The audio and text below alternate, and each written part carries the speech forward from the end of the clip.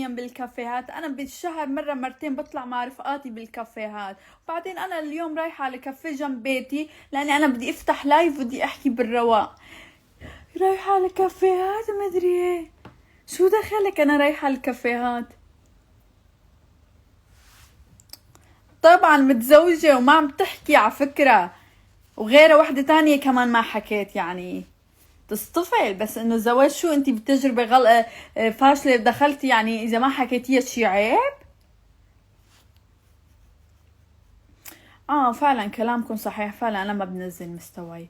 فانا فتحت لايف، وصلت الرسالة انتي خليفة قاعدة مرتين ثلاثة، هاي بتبوسي بعض هيك بشفايف بعض، نورمال هذا الشي؟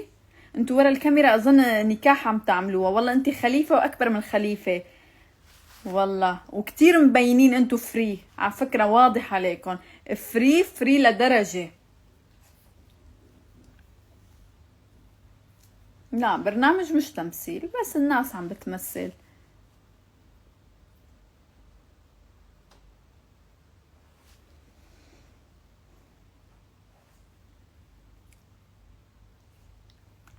شوكولاتة داكنة طيبة بدون سكر. والله والله انا بنت عالم وناس، انت جاي عم تحكي علي؟ انت اخر من انا تحكي علي بالشرف يا حبيبتك انت وياها. ابو خليفة هو مسيحي وهي مسلمة، كيف حتتزوجوا؟ هي مسلمة عم بتبوس واحد، خفي علينا شوية خليفة انت. متعودة شكلها كتير متعودة على هيك قصص والله.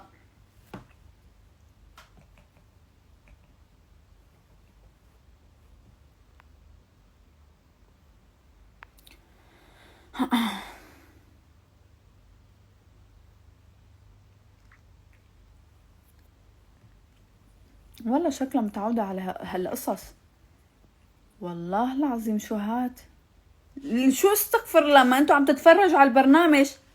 مين كمان حدا قال لي قال لي بطيخة وبطيخ كانوا ورا الكواليس فوق بعض وهن عم يتباوسوا. قلت نورمال يعني، بعد ما شفنا الحلقات قلت والله كلامها مزبوط. فكرت هي عم بتطالع كلام عليهم.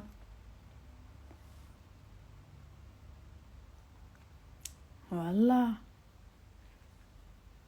انا بلايفي حرة احكي، بس انا ما سبيت فيك.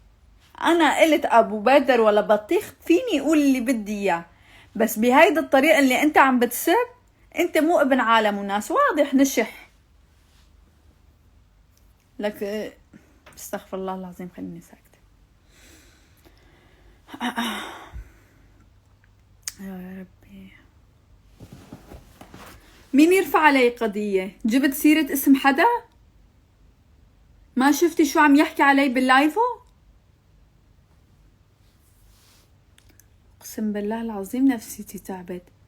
حبيبي رد علي، شو ما بدك احكي مثل ما انا عم بحكي، بس انك تسب بهيدي الطريقة. ما انتو بلشتوا فيني بالبرنامج يوم دخلتوا متفقين وتسبوا فيني، وانتو اللي تحكوا علي.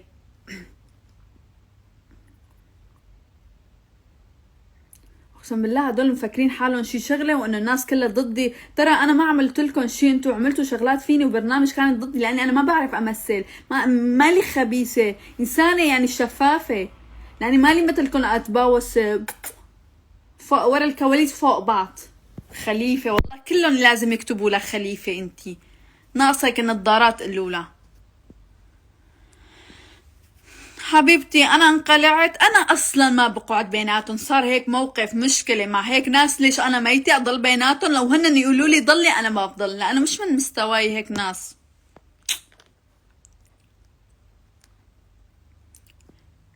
نسيتي وشفتي لي غليلة. اي والله.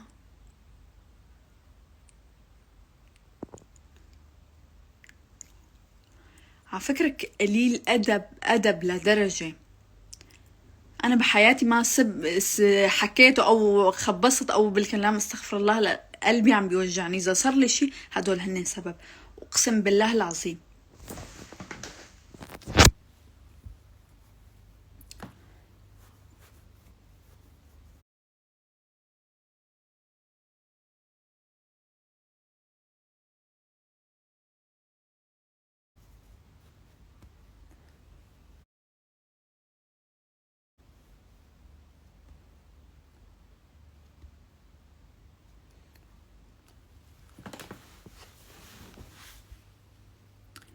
شو قلتي لبطيخ؟ بطيخ شو قالت لي؟ هي البطيخة اليوم كانت قاعدة جنبه، شو قالت لي يوم حطوا ضفدع؟ ليه حطوا ضفدع؟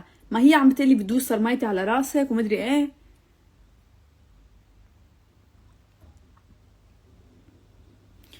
فعلا انا الصراحة كل واحد رجعته لحجمه.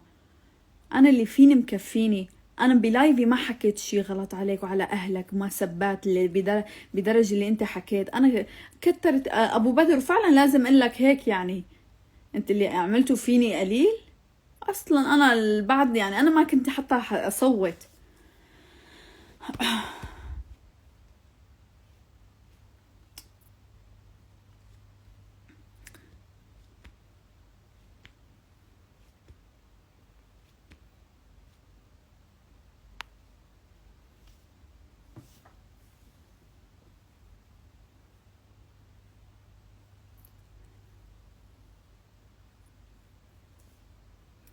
خليفة قد ايه عم تاكل هي؟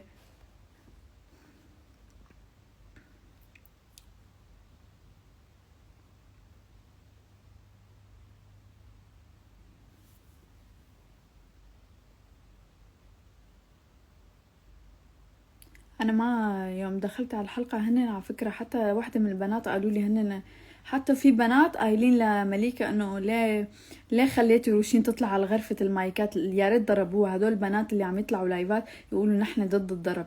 يعني شوف قد ايه ناس خبيثين. انا انسانة على الاقل شفافة وواضحة. يعني انا هلا يصير لي شيء، اول شيء انا عندي مشاكل بالرئة، ثانيا وعندي بضل في وجع هون، تمام. اذا صار لي شيء اقسم بالله العظيم انتو السبب.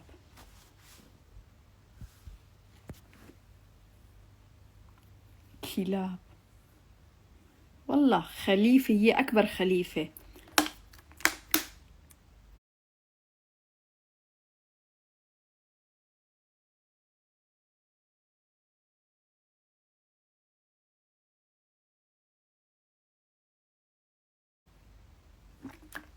انا اذا واحد يحكي لي كلمة الرفقات اللي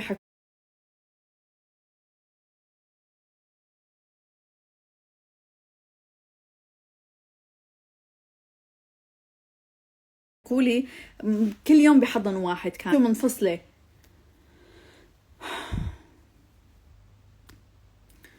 اي والله شايف يا تامر. وانا ندمت دخلت على هيك برنامج. حسبي الله ونعم الوكيل.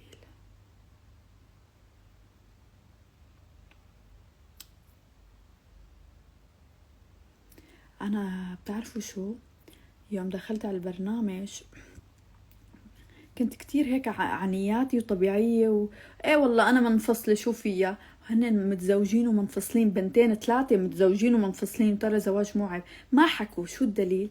الدليل انه انا معدني انسانة على طبيعتي، بحكي يعني انه انا اوكي هيك انه. بس هدول ما بيحكوا، خبيثين عرفانين لشو داخلين، لهدف ما. انا يوم انا شفت كله بيمثل وكله برنامج حقيقي 100%. بس الاشخاص انا مفكره مثل البرنامج التركي. يعني والله العظيم يوم كتبت عقد انا هيك مفكره الناس محترمه هيك. وانا عن جد بحترم الناس اللي بيعرفني بحياتي. انا ما بغلط على حدا. بس انا يوم دخلت صرت قليله ادب. دخلت على هيدا البرنامج صار لساني اغلط. بالاساس انا مو طبيعتي اغلط، بس هن اللي غلطوا فيني اكيد. شفتهم ما بيستحقوا الاحترام.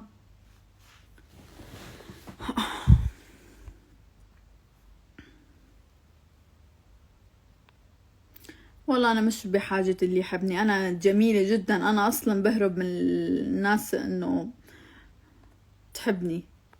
مو أنا إنسانة مكتفية بحالي، مش من النوع اللي برقد ورا الهي القصص الحب كل يوم مثل الخليفة. كل يوم بحضن من واحد وعايشة وبتحكي مع إكس تبعها ومنفصلة وما بتحكي هذا الشي. حرة يا أختي. جاي بتقولي علي أنا متزوجة بعمر 15 سنة؟ الله اكذبي على شي كذبة تتصدق. 15 سنة أوف.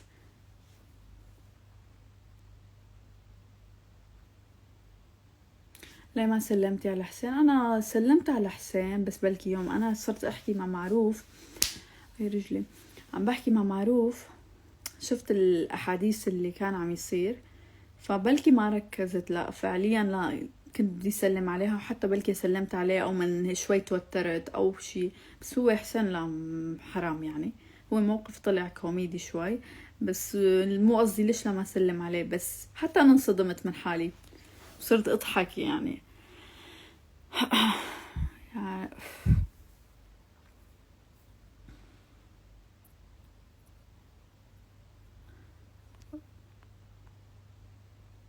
اول شي اللي في شخص عم يطلع لايفات، هاد من وين صار طليقي؟ سوري طليقي متزوج عنده اولاد، من وين صار طليقي هذا اللي عم يطلع؟ خير ان شاء الله. والله كل واحد بده يحكي قال صار طليقي، من وين صار الطليقي؟ شخص ما بعرفه صار طليقي؟ يي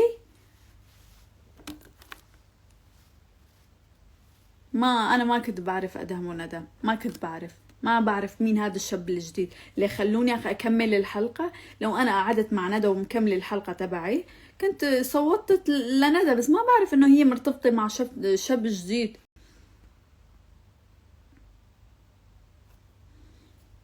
فهذه الفكرة، مو انا والله ما صوتت لها لاني ما بعرف مرتبطين اصلا، وهي بتستحق اني صوت لها كمان، بنت بتجنن.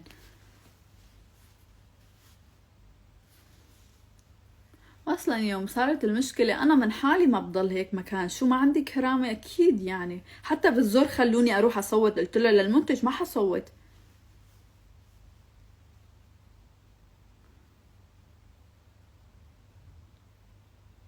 وحدة فلتانة كل يوم بحضن واحد وتتبوس وتعمل رزيلة، الله لا يوفقك.